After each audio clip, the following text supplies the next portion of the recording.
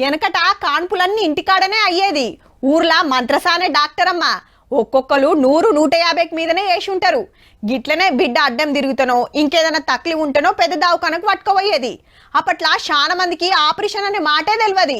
అప్పటి తిండి ఆ కష్టం అట్లుండే. మరి ఒక్కొక్కరు 3-4 కనేటోళ్ళు.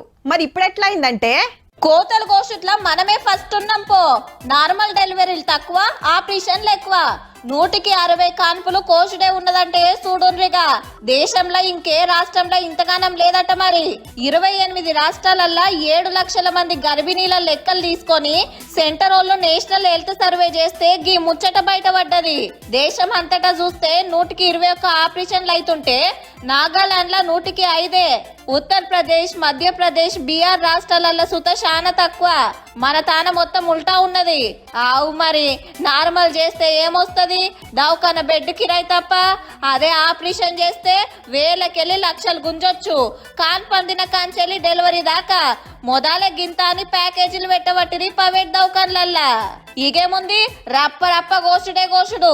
ఆపరేషన్లు పెరుగుతానికి బయట తిండి, ఇంట్లో అన్నిటికీ మిషన్లు వచ్చి కష్టం చేసుడు తక్కువైతే ఇంకో కారణం ఏంటంటే మాకు ఎటువంటి ప్రాబ్లమ్స్ జరగొద్దు.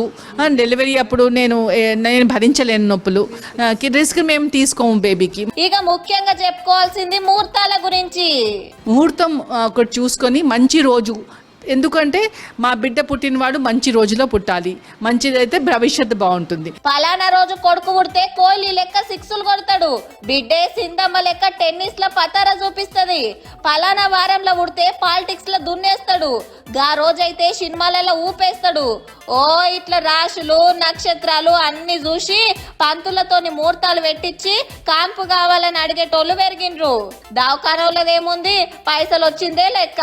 ఆ టెన్క ఎంత కష్టమో పిల్లలను కన్నా తల్లులకు తెలిసే ఉంటది. చూసుకోండి మరి.